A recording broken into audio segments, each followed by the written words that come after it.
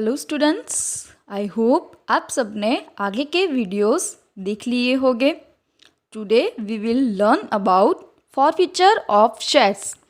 Due to any reason, if any shareholder fails to pay the amount due on allotment or on any call within the informed specified period by company, then company can forfeit his shares by completing due formalities. कभी कभार क्या होता है कि जब कोई share holder ऐसा है जो अलॉटमेंट की या फाइनल कॉल की, फर्स्ट कॉल की और सेकंड कॉल की अमाउंट पे नहीं कर सकता, अमाउंट पे करने से चूक जाता है, तो क्या होगा, कंपनी उसके शेयर्स फॉरफिट कर देगी। तो व्हाट इज़ फॉरफिट? फॉरफिट का मतलब होता है शेयर्स को जब्त कर लेना। जिस शेयर होल्डर ने पैसे पे किए नहीं हैं उनके रुपीस कंपनी क्या कर लेगी, उनके शेयर्स के हिसाब से फॉरफिट कर देती है, यानी कि जब्त कर लेती है। फॉर एग्जाम्पल, अगर 10 रुपीज़ का शेयर कंपनी ने इश्यू किया था, suppose share holder A is fails to pay allotment and final call money. Company ने एप्लीकेशन के वक्त 4 रुपीज़ मंगवाए थे, अलॉटमेंट में भी 4 रुपीज़ एंड फाइनल कॉल के 2 रुपीज़, यानी कि एक शेयर होल्डर ने 4 रुपीज़ सिर्फ एप्लीकेशन के पे किए थे, अलॉटमेंट के 4 रुपीज़ एंड फाइनल कॉल के 2 रुपीज़, यानी कि टोटल 6 रुपीज़ ए नेम का शेयर होल्डर पे नहीं कर रहा है। तो कंपनी क्या करेगी, उसने जो पैसे दे दिए थे, यानी कि एप्लीकेशन के जो पैसे कंपनी को रिसीव्ड हो गए हैं, वो रुपीज़ कंपनी क्या कर लेगी, फॉरफिट कर लेगी। तो ये हुआ फॉरफिचर ऑफ शेयर्स। सो हम नॉर्मल सेंस में कह सकते हैं कि अ प्रोसेस ऑफ फॉरफिचर और cancellation of shares bye directors of company is called forfeiture of shares. कि कंपनी के डायरेक्टर्स के हिसाब से कैंसल अगर किसी के शेयर्स हो रहे हैं, अगर किसी के शेयर्स फॉरफिट हो रहे हैं तो उसको हम क्या बोलेंगे, forfeiture of shares. For forfeited shares, the amount already paid by the shareholder to the company is forfeited by the company. It means this amount is not refunded to the shareholder. जो amount share holder ने पे कर दी है वो अब share holder को refund में मिलने वाली नहीं है, क्योंकि कंपनी उसके शेयर्स के जो पैसे मिल गए हैं उसको क्या करने वाली है, फॉरफिट देती है। So, the amount already paid by shareholder in the company also gets forfeited with forfeiture of shares and the same is credited to share forfeiture account. यानी कि यहाँ पे एक नया अकाउंट अब ओपन होगा। कौन सा? Share forfeiture account. जो कंपनी शेयर्स फॉरफिट कर रही है, यानी कि कंपनी जितने शेयर्स की अमाउंट रिसीव्ड कर रहा है उस शेयर्स की अमाउंट क्या कर लेगा, फॉरफिट कर देगा। इसलिए उस शेयर्स की अमाउंट को हम किस अकाउंट में क्रेडिट करने वाले हैं, शेयर फॉरफिचर अकाउंट। नाउ हम ट्रांजेक्शन्स देखते हैं इसकी। When shares are issued at par और at premium and full amount of premium is received. अगर शेयर्स एट पर यानी कि फेस वैल्यू से कंपनी इश्यूड कर रही है या तो प्रीमियम से इश्यू कर रही है और प्रीमियम की अमाउंट कंपनी रिसीव्ड कर लेता है, तब क्या एंट्री होगी, share capital account debit to share forfeited account to share allotment account and to first and final call account. यानी कि कैपिटल की जो अमाउंट थी, यानी कि शेयर कैपिटल में हमको जो अमाउंट मिल रही है वो आएगा। देन हमारा शेयर कैपिटल अकाउंट डेबिट होगा। कंपनी जितने शेयर्स जितनी अमाउंट के साथ फॉरफिट कर रही है वो फॉरफिचर अकाउंट में आएगा, और जिसकी भी अमाउंट यानी कि अलॉटमेंट की हो, फर्स्ट कॉल की हो या फाइनल कॉल की हो, जो अमाउंट कंपनी रिसीव्ड नहीं कर रही है वो उसके हिसाब से अकाउंट में एंट्री लिखेगा कि भाई अलॉटमेंट के नहीं मिल रहे तो to share allotment account, first call के नहीं मिल रहे तो टू शेयर फर्स्ट कॉल, वैसे ही फाइनल कॉल के ना मिले तो to share final call.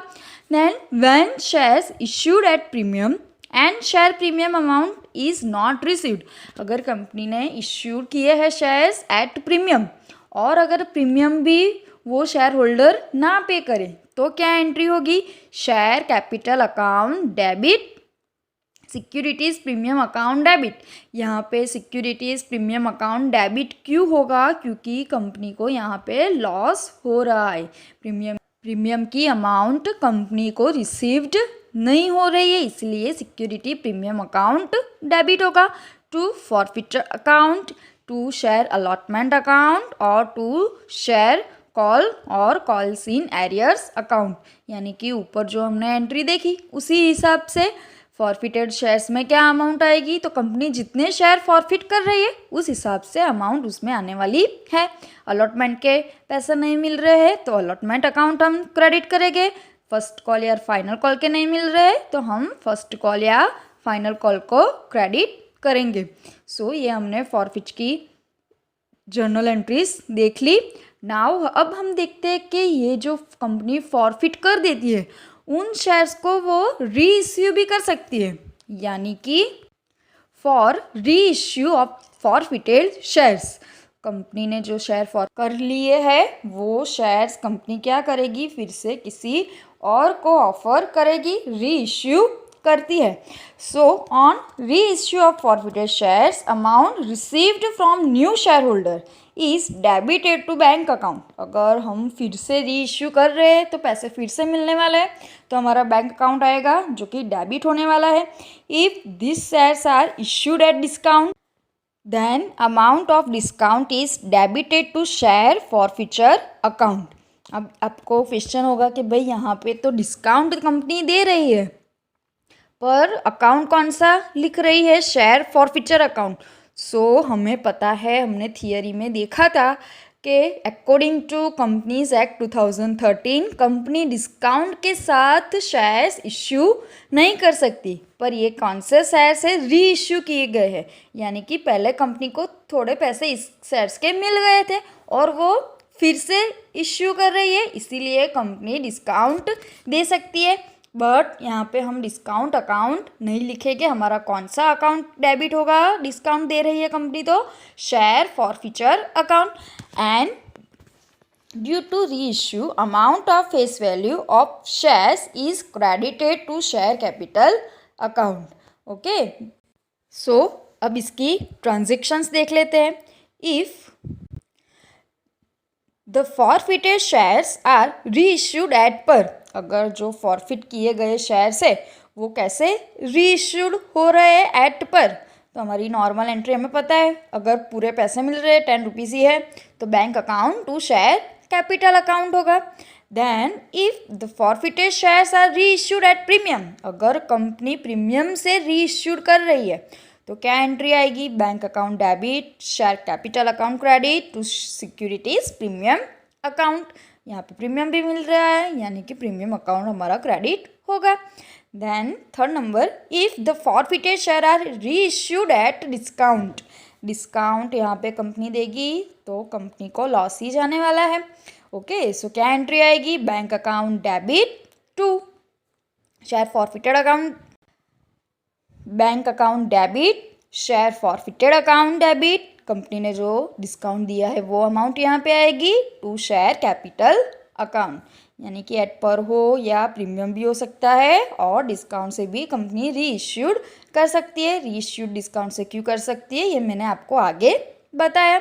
Then balance of share forfeiture account is transfer to capital reserve account, balance जो हमें शेयर फॉरफिट अकाउंट का मिलता है उसकी अमाउंट हमें कैपिटल रिजर्व में ट्रांसफ़र करनी है, क्योंकि उसमें सरप्लस प्रॉफिट कंपनी को मिलता है। कंपनी ने जो शेयर्स इश्यूड किए थे वो शेयर्स कंपनी फॉरफिट कर लेती है तो वो पहला प्रॉफिट हुआ कि अभी रिफंड नहीं करना है, यानी कि वो कंपनी का प्रॉफिट हुआ।